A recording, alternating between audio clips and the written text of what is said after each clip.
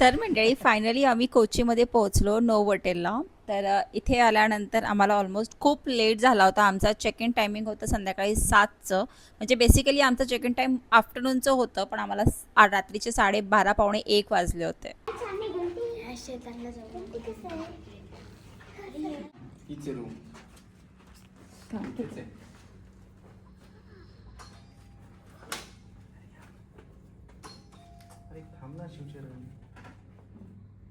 आपण अजून एक वेळा 2 वेळा चिकन करू.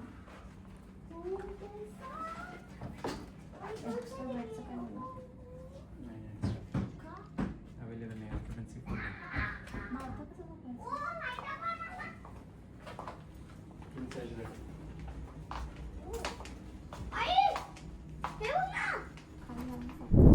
अहमदाबादला असताना आम्ही प्रत्येक आठवड्यामध्ये ना मॅरियट हॉटेलला स्टे करायचं. 2 दिवस 3 दिवस कधी कधी 15-15 दिवस पण स्टे केला आहे. इतकी मज्जा केली. त्यानंतर आता पुन्हा आम्ही त्या हॉटेलला आलो सचिनच्या. खूप भारी वाटते, पण हे फ्री ऑफ कॉस्ट नाही आहे मंडळी. इथे आम्ही 3 दिवसाचे फक्त 8,000 रुपये पे केले. तर कारण की आम्हाला डिस्काउंट असतं या ठिकाणी. नाही तर एका रात्रीचे इथे 10,000 12,000 रुपये पर नाईट स्टे आहे, फक्त इन्क्लुडिंग ब्रेकफास्ट असतं. तर असे आता इथून पुढचे 3 दिवस आम्ही इथेच असणार आहे. खूप धमाल, खूप मस्ती, खूप भारी भारी प्लॅन आहे. तर स्टेप बाय स्टेप तुम्ही नक्की व्हिडिओ बघा, तुम्हाला खूप आवडेल. हां, आणि जर तुम्हाला 5 स्टार कॅटेगरीजचे रूम्स नको असेल तर 2,000 ते 3,000 रुपयामध्ये पर नाईट स्टेसुद्धा अवेलेबल आहे आणि चांगल्यात चांगले रूम्स आहेत. आम्ही फक्त याच ठिकाणी असं स्टे करतो, अदरवाईज सगळीकडे आम्ही नॉर्मल हॉटेलच बघणार आहे. ठीक आहे. त्यानंतर सकाळी उठले मी, खूप छान झोप झाली होती आणि व्यवस्थित हेअरस्टाईल वगैरे करून घेतली आणि ड्रेस कुठला घालायचा मी खूप जास्त कन्फ्यूज होते. आणि शेवटी मी ठरवला कुठला ड्रेस घालायचा ते तुम्हाला पाहायला मिळेलच पुढे. सो हा ड्रेस आहे जो मी पुण्यातनं झुडिओमधनं घेतला होता, जो की 899 रुपयाला मला मिळाला होता. प्युअर कॉटन आहे आणि खूप सुंदर दिसतोय. असं फार असं स्किन रिव्हिलिंगसुद्धा नाही आहे. आणि हेअरस्टाईल मी थोडी वेगळी केली आहे. तर हेअरस्टाईल कशी वाटते नक्की सांगा. थोडेसे हेअर माझे छोटे दिसत आहे, बट इट्स ओके. तर मस्तपैकी रेस्टॉरंटमध्ये आम्ही एंट्री केलेली आहे आणि आता आम्ही ब्रेकफास्ट करणार आणि फटाफट पुढच्या मार्गाला लागणार आहे. तर तुम्हाला थोडासा शॉर्टकट मेन्यू दाखवते. ते म्हणजे काही बेसिक गोष्टी आहे ज्यामध्ये मला तुम्हाला दाखवायच्या आहे. हा व्हेजिटेबल रवा उपमा आहे. नेक्स्ट आहे गोथांबू डोसा. काय वेगळाच डोसा आहे, आय डोंट नो. तुम्हाला माहिती असेल तर मला सांगा. मी काय टेस्ट नाही केला. त्यानंतर वानपायर कढी, म्हणजे बेसिकली आपली हे असते ना एखाद्या बीन्सची भाजी, तशा टाईपचंच काहीतरी दिसतंय मला. तर टेस्टी होतं by the way. Veg Steve आहे. प्युअर कॉटन नाही, कोकोनटच्या ग्रेव्हीमध्ये बनवलेलं असते. कोकोनटच्या ज्यूसपासून बनवलेलं असते. खूप यमी असते. चिकन करी खूप टेस्टी होती, भयानक टेस्टी होती खरंच ना. मातीच्या भांड्यामधली जी चव होती ना ती खरंच भारी येत होती. तुम्हाला पुढे दाखवते अजून काय आहे. जास्त नाही शूट करता येणार कारण की यार आम्हाला पुढे जायचं आहे. तर इथे इडली बेसिक जो आहे शुभसाठी आणि आमच्यासाठी आम्ही खात होतो. बुफे स्प्रेड भयानक मोठा होता, परंतु मी जास्त शूट नाही केला. हे सांबार आहे. हा चाय, कॉफी, दूध असा काउंटर होता. तर इथे मुलं बसले आहेत आणि खूप धिंगाणा चालू होता. माझ्या आधी यांनी बराच काही खाऊन बसले होते. तर हे वफल्स आहे, चॉकलेट वफल्स, जे मला खूप आवडले होते. तसं मला चहा फारसा आवडत नाही, पण वातावरण छान होतं. म्हणजे मे बी बाहेरचं वातावरण मला माहिती नाही कसं असेल, कारण की आज फर्स्ट टाईम आम्ही बाहेर पडणार आहोत. परंतु आतमध्ये तर छान एसीमुळे छान वाटत होतं. त्यानंतर इथे बघा नीर डोसा सचिननी घेतला होता. चिकन कढी आणि व्हेज स्टीव घेतला होता. खूप यम्मी होतं, खरंच टेस्टी आहे. कोचीचं म्हणजे केरला साईडचं सगळंच जेवण टेस्टी आहे. त्यानंतर आम्ही ब्रेकफास्ट झाला. सचिन थोडासा खात होता, तोपर्यंत मी म्हटलं चला प्रॉपर्टी राऊंड घेऊया. तर इथे काही ट्रेडिशनल ज्वेलरी आहे इकडच्या, त्या मी बघितल्या, खूप मस्त होत्या. त्यानंतर वरचा स्विमिंग पूल एरिया आहे जो टॉपला आहे, खूप भारी वाटतं. आता 5 स्टार हॉटेलमध्ये आलो आहे आणि हे सगळं विकत तर मी काही घेणार नाही आहे, कारण की यार एवढं कुठं काय आपण कधी घालणार आहे. त्यानंतर बघा इथे भांडी सुरू झालेले आहे फायनली, जे आम्हाला रोज दिवसभरात पाहायला मिळते, जे तुम्हाला माहिती नाही बिहाइंड द कॅमेरा किती गोष्टी होतात. तुला विचारलं मी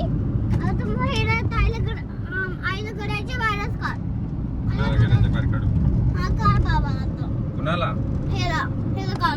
ह्याला कोणाला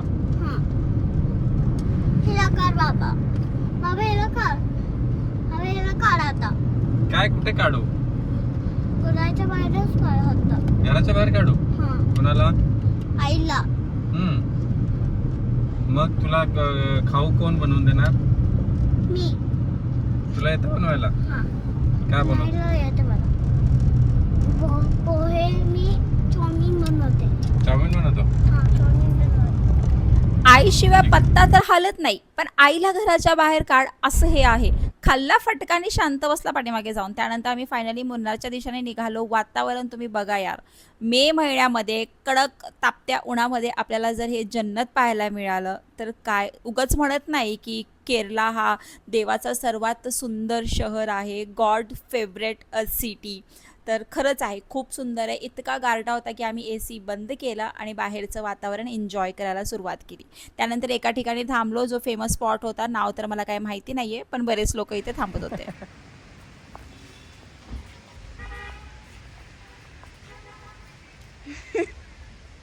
अरे आईला दाखवते ना.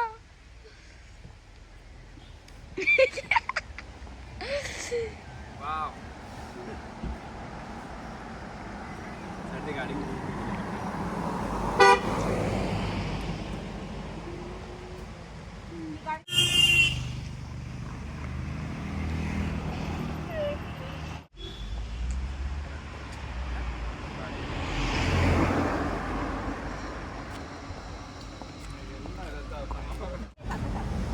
कसं काय दोन्ही घेणार?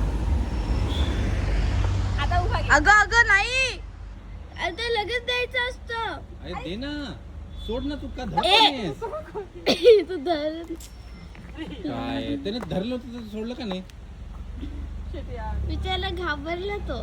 घाबरला ऑफकोर्स. मंकी बरोबर फोटो काढण्याच्या नादात मी त्याला चुना लावला, असं काही झालेलं नाहीये. त्याला मी नवीन आईस्क्रीम पुन्हा घेऊन दिली. त्यानंतर आम्ही पुन्हा पुढे निघालो. यार कसं आहे ना, डेस्टिनेशनपेक्षा ना ट्रॅव्हल महत्त्वाचा असतो. तोच भारी वाटतो. त्या लोकेशनला पोहोचण्याच्या आधी ज्या नजारामधनं आम्ही जात होतो, जो नजारा आम्ही डोळ्यानं पाहत होतो, खूप सुंदर होतं. चहाचे मळे आम्ही बघितले, डोंगर बघितला, मध्येच थोडासा रिमझिम पाऊस पण होता. सगळंच काही शूट नाही केलं. मध्येच आम्हाला आता ट्रॅफिक लागलं आहे, कारण की ऑफकोर्स आम्ही मुन्नारच्या अलीकडे पोहोचलो आहे. तर खूप भयानक ट्रॅफिक लागलं आणि इथे थोडंसं ह्युमिडिटी वाटत होतं. त्यानंतर हे KSRTCच्या बसेस आहेत, ज्या बसने मी नेहमी ट्रॅव्हल करते. तुम्ही पाहिलं असेल नाही का, नाशिक ते कोल्हापूर मी कायम प्रवास करायचे. तर ती हीच बस आहे, म्हणजे ह्यांच्याच बसेस आहे. तर भारी वाटले हे बघून सुद्धा. त्यानंतर आम्ही एलिफंट राईड्स घेतल्या, जे की 2400 रुपयाला आमच्या तिघांचे तिकीट्स पडले. तर मज्जा आली बरं का.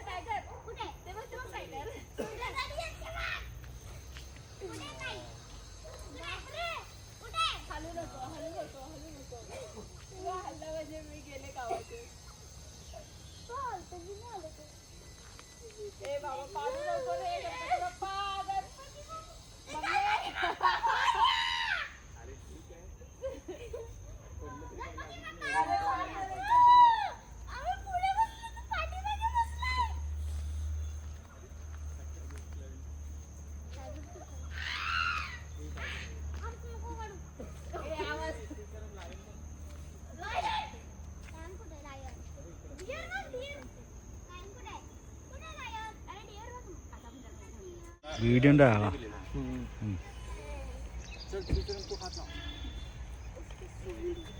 मुन्नारच्या सर्वात हायेस्ट झिप लाईनला आम्ही गेलो होतो. 1400 रुपये दोघांचे तिकीट्स प्लस 500 रुपयाचं गोप्रो. 1 किलोमीटर जाणं, 1 किलोमीटर येणं, प्लस 10 फोटोज आणि 1 मिनिटाची रील आम्हाला मिळणार होती.